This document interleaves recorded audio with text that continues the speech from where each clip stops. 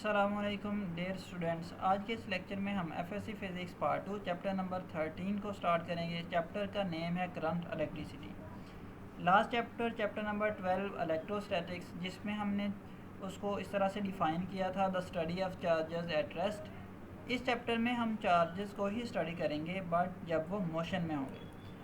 तो जैसा कि आप यहाँ पे देख रहे हैं कि जब चार्ज जो है वो मोशन में है तो वो इस लाइट बल्ब को इस बल्ब को एनर्जी प्रोवाइड करते हैं और बल्ब जो है वो लाइट अप होता है। यानी इस चैप्टर में हम चार्जेस को स्टडी करेंगे जब वो मोशन में होंगे। इसकी आपकी प्रैक्टिकल लाइफ में बहुत ज़्यादा एग्जांपल हैं करंट इलेक्ट्रिसिटी में, यानी चार्जेस इन मोशन में। आपके हाउस होल्ड की जितनी भी डिवाइसेस हैं, for example refrigerator, washing machine, electric fan वगैरह वगैरह, इन सब में जब चार्ज मूव करते हैं तो उन डिवाइसेस को एनर्जी प्रोवाइड करते हैं और वो एनर्जी जो है वो हमारी यूज़फुल फॉर्म ऑफ एनर्जी में कन्वर्ट होती है। तो आइए स्टार्ट करते हैं इसका फर्स्ट आर्टिकल 13.1, जिसमें हम इलेक्ट्रिक करंट को डिफ़ाइन करेंगे। करंट बेसिकली क्या है? Flow of charge in a particular direction. इसको हम यहाँ से डिफ़ाइन भी कर लेते हैं। The amount of electric charge that flows through a cross section of a conductor per unit time. यानी यहाँ पे अगर हम देखें कि इस क्रॉस सेक्शन में से एक यूनिट टाइम में से कितने चार्ज पास कर रहे हैं तो उसे इस क्रॉस सेक्शन में से पास करने वाला करंट कहा जाएगा। मैथमेटिकली इसको इस तरह से डिफ़ाइन करते हैं, इसको आई से डिनोट करते हैं और इसको डिफ़ाइन करते हैं delta Q over delta T, यानी rate of flow of charge, where delta Q is the net amount of charge and delta T is the time. अब करंट का ऐसा यूनिट देख लेते हैं। करंट का ऐसा यूनिट एम्पेयर है, जो कि इक्वल है कूलम पर सेकंड के। कूलम जो है वो चार्ज का यूनिट है और टाइम का यूनिट आपको पता है वो सेकंड होता है। अब इसको डिफाइन भी कर लेते हैं कि जो 1 एम्पेयर है वो कितना करंट होता है, या 1 एम्पेयर किसके इक्वल है। तो अगर किसी कंडक्टर के किसी क्रॉस सेक्शनल एरिया में से गुजरने वाला जो चार्ज है वो 1 कूलम हो और जो टाइम है वो 1 सेकेंड हो, यानी अगर 1 सेकेंड में 1 कूलम चार्ज किसी कंडक्टर के क्रॉस सेक्शनल एरिया से पास करे तो हम कहेंगे जो करंट की वैल्यू है वो 1 एम्पेयर है। तो इसको रीड कर लेते हैं। A 1 coulomb charge flows through a cross section of a conductor in 1 second, then the current will be 1 ampere. अब करंट की डायरेक्शन की बात कर लेते हैं कि करंट जो है जब करंट फ्लो, तो टर्म कहना इतना परसाइज नहीं है, एक्चुअली तो चार्ज फ्लो करते हैं। तो अब हम करंट की डायरेक्शन के बारे में बात करते हैं। Before the discovery of electron, scientist believe that electric current was caused by the movement of positive charge. यानी जब एटम का स्ट्रक्चर जो है वो फुली डिस्कवर नहीं हुआ था तो साइंटिस्ट बिलीव करते थे जो इलेक्ट्रिक करंट है वो पॉजिटिव चार्जेस के फ्लो की वजह से काज होता है।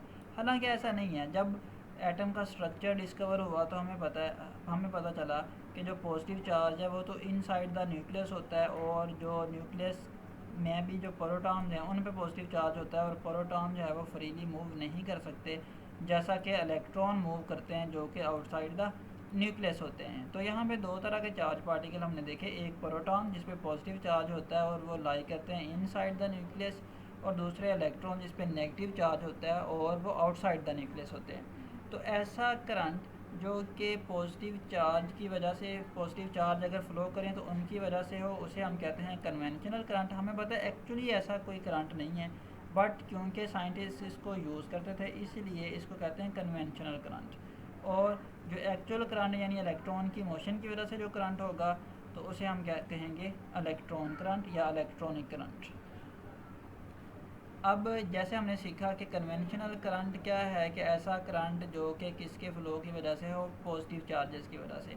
यानी ऐसा करंट जो कि बैटरी के पॉजिटिव टर्मिनल से नेगेटिव टर्मिनल की तरफ फ़्लो करे उसे हम कहते हैं कन्वेंशनल करंट। और ऐसा करंट जो कि इलेक्ट्रॉन्स की वजह से हो, जैसा कि इस ब्लू एरो में दिखाया गया है कि जो इलेक्ट्रॉनिक करंट है वो बैटरी के नेगेटिव टर्मिनल से पॉजिटिव टर्मिनल की तरफ जा रहा है और जो कन्वेंशनल करंट है वो बैटरी के पॉजिटिव टर्मिनल से नेगेटिव टर्मिनल की तरफ जाता है। अब जो कन्वेंशनल करंट है उसको फिर हम स्टिल क्यों यूज़ करते हैं, जब हमें पता है कि जो पॉजिटिव चार्ज यानी प्रोटॉन है वो फ्रीली मूव नहीं कर सकते। इसकी वजह ये है कि अगर हम करंट के एक्सटर्नल इफ़ेक्ट देखें तो चाहे वो हम उसको कंसीडर करें कि वो इलेक्ट्रॉन की वजह से है या पॉजिटिव चार्जेस के फ़्लो की वजह से, एक्सटर्नल इफ़ेक्ट सेम होते हैं और हम करंट को मेजर भी उसके एक्सटर्नल इफ़ेक्ट से करते हैं। तो इसलिए हम स्टिल यूज़ करते हैं टर्म कन्वेंशनल करंट, और रिमेनिंग चैप्टर में हम कन्वेंशनल करंट को ही डिस्कस करेंगे, यानी वो करंट जो कि फ़्लो करता है बैटरी के पॉजिटिव टर्मिनल से नेगेटिव टर्मिनल की तरफ। अब बात कर लेते हैं करंट थ्रू मेटालिक कंडक्टर के। मेटल में जो है वो करंट किस वजह से फ़्लो करता है। हमें पता है मेटल में फ्री इलेक्ट्रॉन्स होते हैं, और इन फ्री इलेक्ट्रॉन्स की जो मोशन है वो रैंडम होती है। और अगर हम किसी पर्टिकुलर क्रॉस सेक्शनल एरिया पे देखें तो जितने इलेक्ट्रॉन्स लेफ़्ट की तरफ मूव करते हैं उतने ही इलेक्ट्रॉन्स राइट की तरफ मूव करते हैं, और जो नेट फ्लो ऑफ चार्ज है वो ज़ीरो होता है। अब अगर किसी मेटल या किसी कंडक्टर के अक्रॉस हम पोटेंशियल डिफरेंस अप्लाई करें तो उस पोटेंशियल डिफरेंस की वजह से हमें पता है कि इलेक्ट्रिक फील्ड एग्जिस्ट करता है हर पॉइंट के ऊपर, जैसा कि हमने सीखा था लास्ट चैप्टर में जब हमने potential difference between two plates को लिखा था in term of electric field. तो हमने देखा था कि जो इलेक्ट्रिक फील्ड है वो पॉजिटिव प्लेट से नेगेटिव प्लेट की तरफ उसकी डायरेक्शन होती है। तो यहाँ पे भी ये बैटरी का पॉजिटिव टर्मिनल है, इस एंड के साथ जो कनेक्ट एंड ए के साथ, और एंड बी के साथ जो कनेक्ट है वो बैटरी का नेगेटिव टर्मिनल है। तो इलेक्ट्रिक फील्ड की डायरेक्शन जो है वो पॉजिटिव से नेगेटिव की तरफ होती है।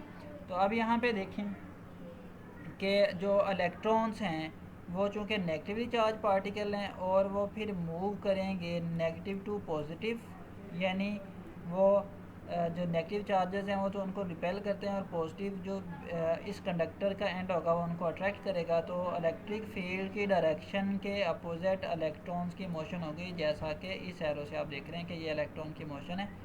तो इलेक्ट्रॉन की वो वेलोसिटी जो कि इलेक्ट्रिक फील्ड के अपोजिट हो उसे हम कहते हैं ड्रिफ्ट वेलोसिटी। इसको डिफाइन भी कर लेते हैं।